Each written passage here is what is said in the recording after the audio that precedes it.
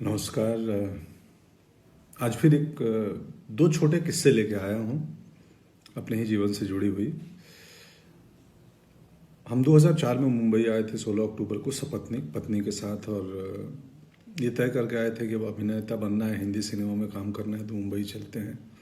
मालूम था लड़ाई लंबी है, वक्त बहुत लगेगा, तो हमने तैयारी कर रखी थी पहले से। पत्नी को बोला था कि तुम बीएड कर लो ताकि शुरुआती में तुम कहीं टीचर की नौकरी कर लेना, और मुझे तो पता नहीं मेरा क्या होगा, कितना समय लगेगा। तो उतने दिन घर चलाने के लिए कोई तो एक कमाने वाला चाहिए, तो पत्नी ने बीएड कर लिया था और हम मुंबई आ गए।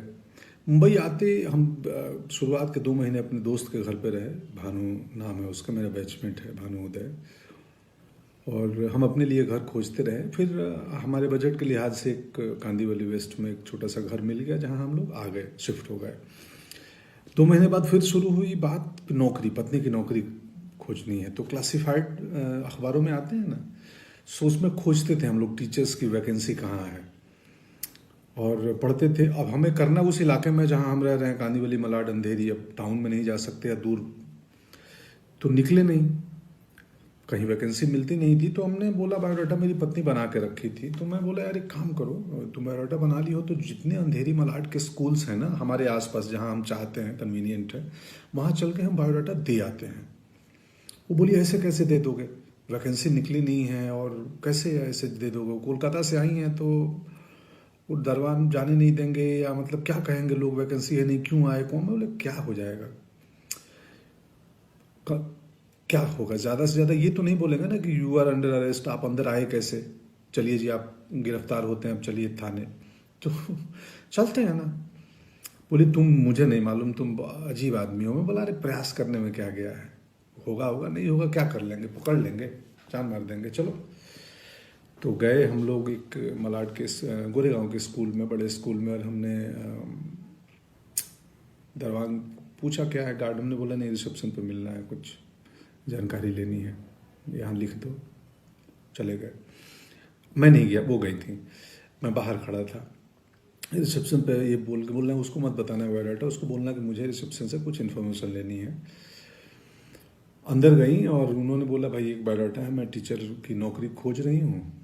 तो रिसेप्शन पे जो महिला बैठी थी उन्होंने बोला हमारे पास वैकेंसी तो है नहीं, बट ठीक है आप आई हो तो दे दो, हम एडमिन तक पहुँचा देंगे, अगर उनकी ज़रूरत हुई तो आपको बुलाएंगे। कट्टू, सिनेमा वालों की भाषा है कट्टू, मतलब इसके बाद मैं एक दूसरी कहानी पे आता हूँ। बायोडाटा दे दिया, उस महिला ने बोला कि एडमिन तक खबर दे दूंगी, ज़रूरत पड़ी कभी लगी तो बुला देंगे। आ गई, बोले चलो ठीक है, बस हमने अपना काम कर लिया। दूसरी कहानी मेरी क्या चल रही थी, मैं उस समय हार्ड कॉपी तस्वीरों का वक्त था, तब मेल नहीं आए थे कि हम मेल कर दें तस्वीरें, या ऑडिशन बाद का चीज़ है, पहले आपकी तस्वीर पसंद आनी चाहिए तब ऑडिशन के लिए बुलाते थे, और तब कास्टिंग डायरेक्टर्स भी नहीं आए थे। अभी जो बहुत सारी कंपनियां हैं, बहुत सारे लोग हैं करते हैं और अच्छा काम कर रहे हैं। तो हम जाके, उस वक्त कास्टिंग डायरेक्टर नहीं होते थे, तो डायरेक्टर का कोई एसोसिएट डायरेक्टर या असिस्टेंट या प्रोडक्शन के लोग भी कास्टिंग कर लेते थे। और तब कास्टिंग मतलब बहुत छोटे छोटे रोल्स में नए एक्टर को लिया जाता था, और जो भी एक सेट पैटर्न था, ये हीरो, ये हीरोइन, ये विलेन, वकील, इंस्पेक्टर भी सेट थे।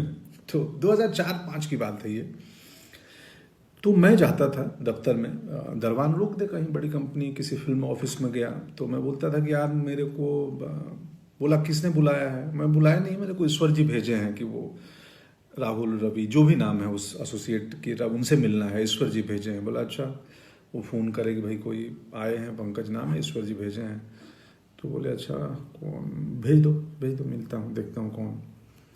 या अंदर पहुँच जाए, छोटा दफ्तर हो, रिसेप्शन तक पहुँच गए सीधे, तो फ्रंट डेस्क पे जो भी रिसेप्शन पे महिला बैठी हैं, जी हाँ क्या।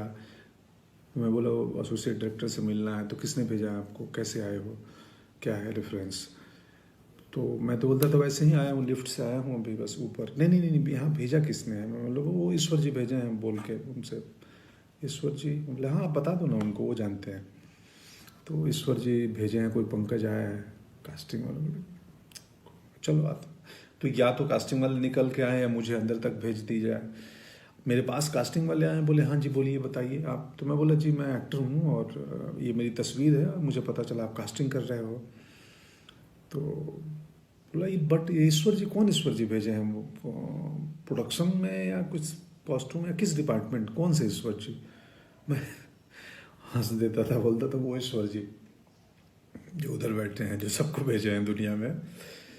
तो कई लोग हंस देते थे, ये 2-4 बार ही हुआ, अक्सर नहीं हुआ है ये किस्सा। कई लोग हंस देते थे और बोलते थे यार बढ़िया सेंस ऑफ ह्यूमर है या बढ़िया अप्रोच है तुम्हारा, लाओ तस्वीर दो, कहाँ से एक्टिंग सीखे हो, क्या किए हो। एक आध नाराज भी हो जाते थे। 2-4 बार किया था ये। मुझे मेरे दोस्त आज ही फोन आया था दिन में, हेमंत का, तो उन्होंने बताया कि यार तुम याद है तेरे को तो ईश्वर जी बोल के कहीं घुस जाते थे कि ईश्वर जी भेजे हैं।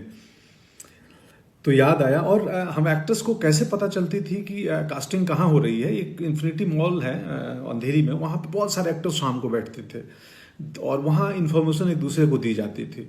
हम इतने वहाँ इकट्ठे होने लगे कि बाद में मॉल के जो सिक्योरिटी मैनेजमेंट सिक्योरिटी वालों ने हमें खदेड़ दिया कि तुम लोग चले जाओ, यहाँ भीड़ नहीं चाहिए। उसमें पूरे हिंदुस्तान के गांव खेड़े से छोटी जगहों से आए हुए हमारी तरह एक्टर्स थे, बहुत सारे बहुत सारे। बाद में सुजान सिंह चौक बन गया, वो भी एक एक्टर हैं सुजान जी। हम बहुत सारे दोस्त थे, अब नाम लूंगा तो 1000 नाम हो जाएंगे जो वहाँ बैठते थे। पत्नी की कहानी पे बायोडाटा दे के चली आई, एडमिन में जाएगा। दूसरे दिन कॉल आया कि जी आप आइए, एक इंटरव्यू के लिए प्रिंसिपल ने कॉल किया है। वो गई, इंटरव्यू दी, उनकी नौकरी हो गई।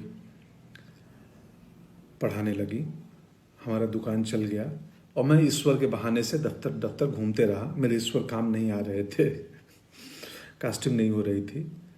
थोड़ा वक्त ज़्यादा लगा, ईश्वर काम आए, मौके मिले, बहुत सारे मौके धीरे धीरे मिलने लगे। गैंग्स ऑफ वासेपुर पहला मौका था जिसमें मुकेश ने, तब तक कास्टिंग डायरेक्टर आ चुके थे और तब तक वो पैटर्न ख़त्म हो गया था कि किसी भी बहाने एसोसिएट या असिस्टेंट तक घुस के अपनी तस्वीर दे दो या इंट्रो दे दो कि जी मैं एक्टर हूँ। तब तक प्रोफेशनल माहौल बनने लगा था। गैंग्स ऑफ वासेपुर में मुकेश कास्टिंग, उसके पहले अभिमन्यु रे थे यशराज में, वो कास्टिंग कर रहे थे। तो कास्टिंग डायरेक्टर्स का चलन हो गया था। हनी भाई आ गए थे, जोगी भाई आ गए थे, ये सब कास्टिंग डायरेक्टर्स हैं। बाद में अभिषेक की कंपनी आई। सो बहुत सारी अभी कंपनियां हैं कास्टिंग की काम करती हैं बॉम्बे में। सो पत्नी की नौकरी लग गई और मेरे ईश्वर कुछ सालों बाद काम आए और जब प्रोफेशनल हुआ माहौल तो हमें काम मिलने लगे। और बाद के दिनों में अब तो इतने ज़्यादा काम मिलने लगे कि घर पे किसी एक को रहना ज़रूरी है, मेरे और पत्नी में से। तो पत्नी को स्कूल की नौकरी कुछ साल पहले छोड़नी पड़ी और अब वो घर चलाती हैं, मुझे मैनेज करती हैं, हमारे बाकी बिजनेस को मैनेज करती हैं। ये है किस्सा। कुल जमा बात इतनी है कि प्रयास नहीं छोड़ना चाहिए। हम किसान परिवार से आए हैं। किसान एक बीज डालता है ज़मीन में और डालने के बाद उसको मिट्टी से ढक देता है। उसको मालूम है कि इसमें वक्त लगेगा। मेरा काम है फेवरेबल कंडीशन देना, इसको वक्त पे पानी देना, वक्त पे धूप देना, खाद देना, आसपास घास आ गए, कचरा आ गया, सफाई करना। ये एक दिन पौधा बनेगा और फिर फलाएंगे। इसमें धीरज बहुत बड़ी चीज़ होती है।